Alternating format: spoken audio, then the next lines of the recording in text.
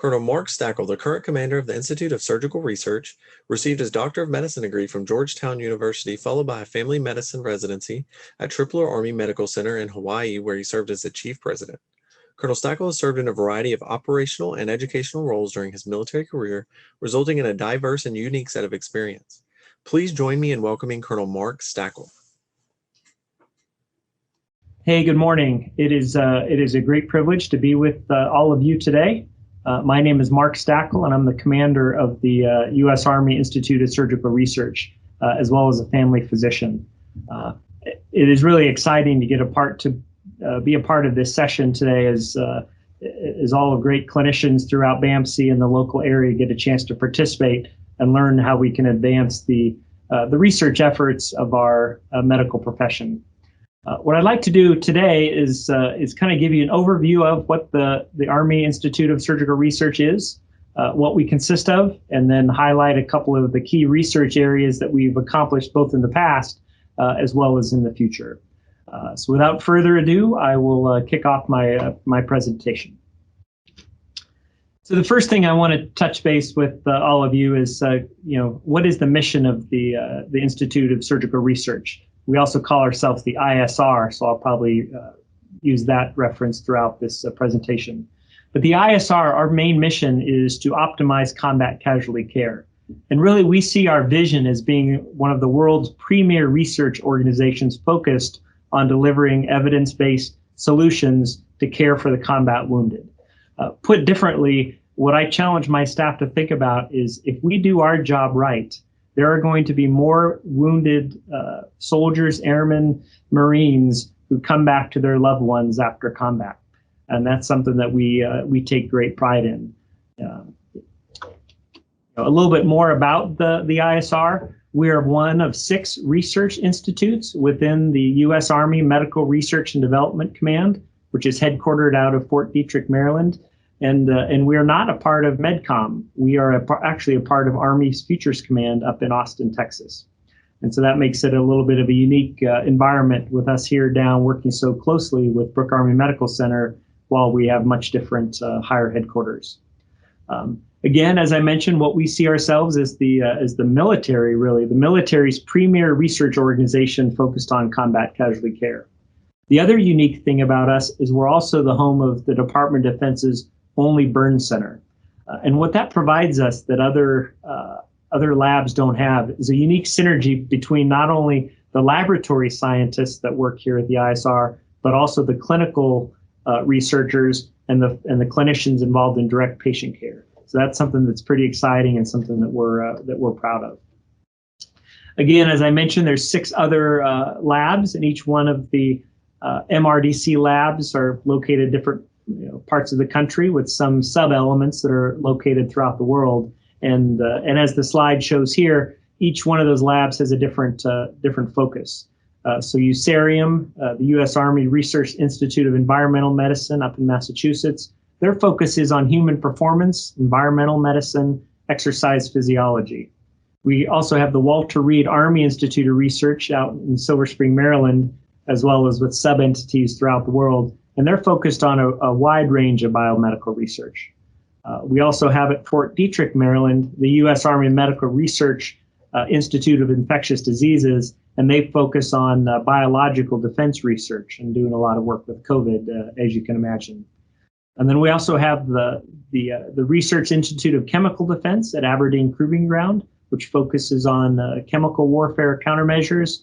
And last but not least, the U.S. Army Aeromedical Research Laboratory down at Fort Rucker, which focuses on all things aviation medicine related. So a little bit about history about the ISR. So interestingly, we were founded back in Staten Island, New York at Halloran General Hospital back in 1943 with a staff of 12 people. And the purpose at that time was we had just, the world had just discovered antibiotics in the 1920s, and those had just started to be used on human patients. And so the military decided they wanted to start exploring how antibiotics would be used in surgical wounds. And so that's how the Surgical Research Unit, as it was known, was founded. kind of over time, as we moved on into the mid-1940s, obviously the atomic bomb and the World War II and the bombs dropped in Japan, that changed the dynamic of war completely. And the surgical research unit shifted its focus to burn care. And that's kind of really where we get our initial foundations. In 1947, the surgical research unit moved from New York to be co-located with Brooke Army Medical Center, and then it was formally named the U.S. Army Institute of Surgical Research back in 1970. And just as the initial mission of the ISR shifted from wound infections to burn care, over time we've now gotten to the point where we really are considered the home of full spectrum combat casualty care. And as we'll share in a few minutes, pretty significant contributions to the war on terrorism over the last 20 years. Again, what really makes us unique is that we have quite a few military physicians, nurses, other healthcare professionals with operational experience. We have incredibly gifted scientists, PhD scientists in all different disciplines, as well as the Burn Center, where we provide care to some of the sickest patients in the Department of Defense. And it's that synergy between those three different areas of expertise that really allows us to really do a tremendous job anticipating and developing the next things that are required for combat casualty care.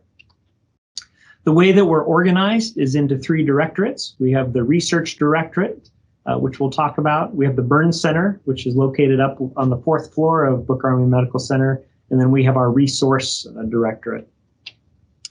The Research Directorate, again, picture your high school or college chemistry or biology labs, and you've got just a small taste of what we have here within the ISR.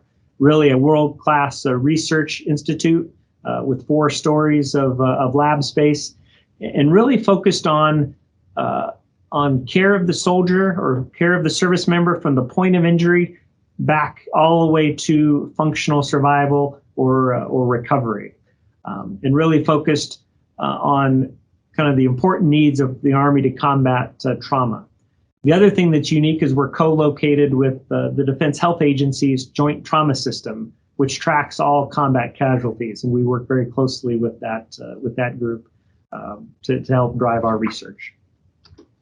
The Burn Center, a little bit more about the Burn Center, again, established in the late 1940s, and interestingly is one of only 70 centers that is certified by the American Burn Association.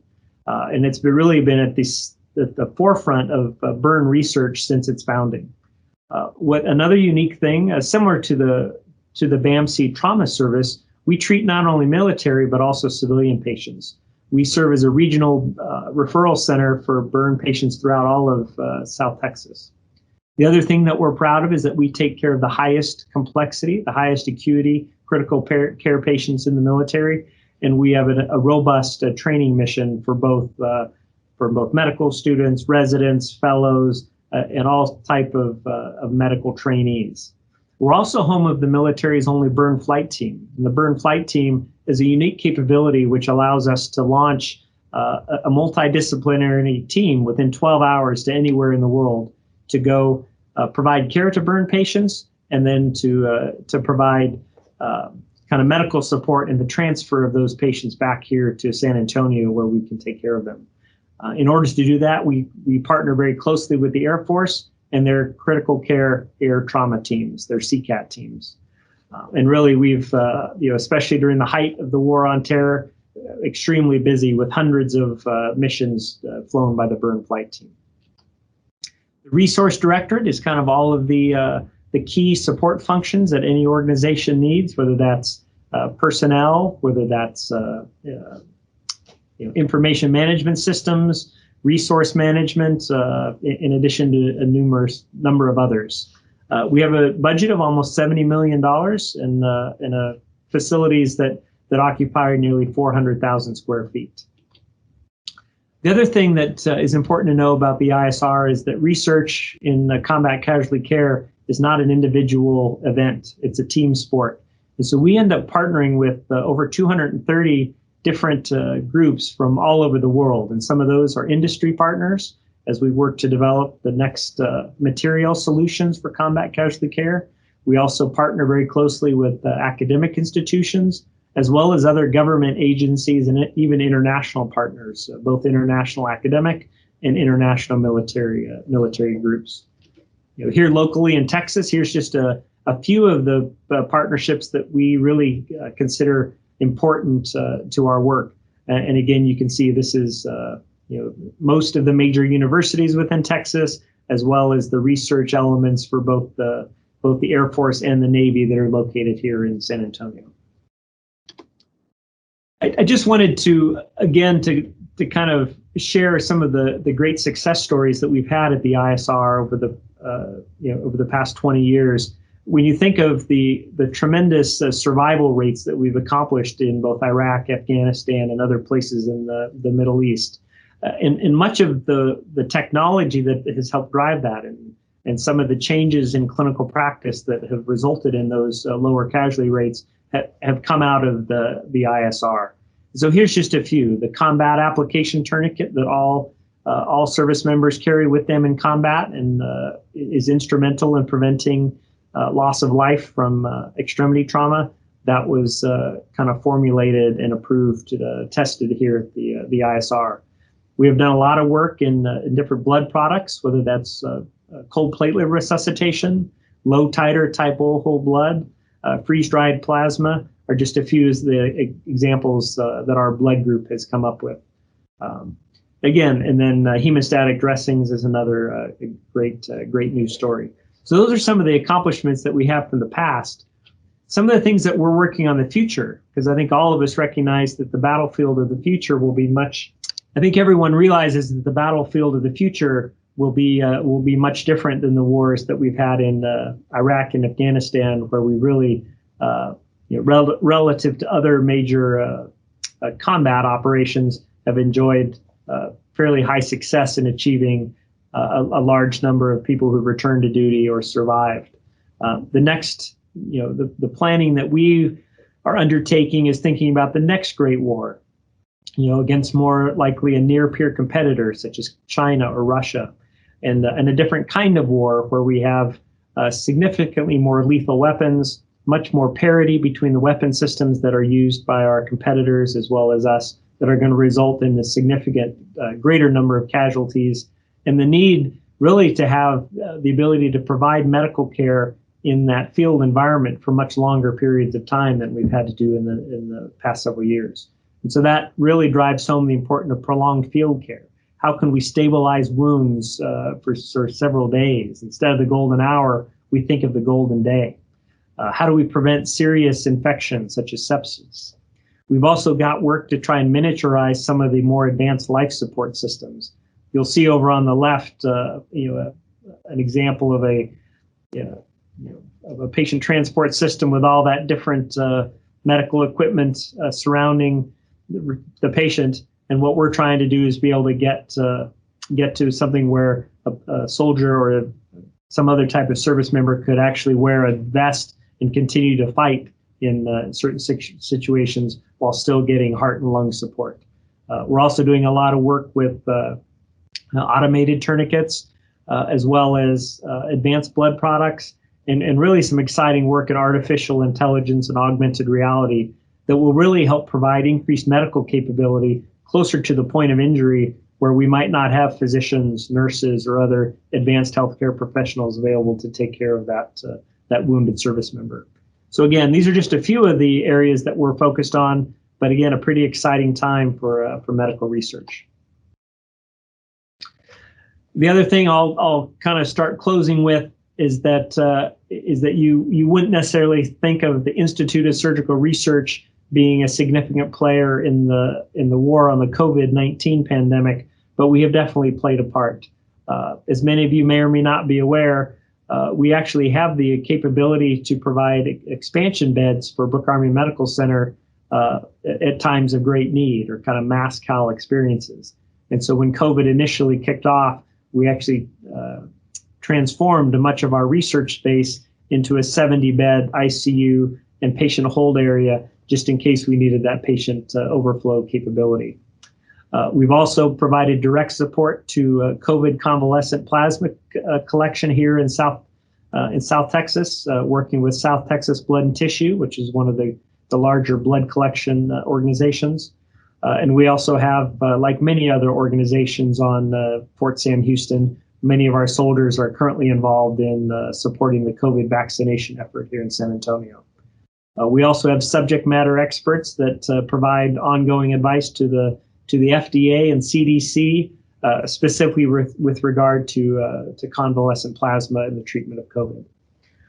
So anyway, I really enjoyed the chance to talk with you here today. Ideally, we'd be doing this in person and have a chance for some robust question and answer. But please feel free to reach out to me. My email address is contained within the presentation, and I'd be happy to answer any questions that the audience might have. Have a great day.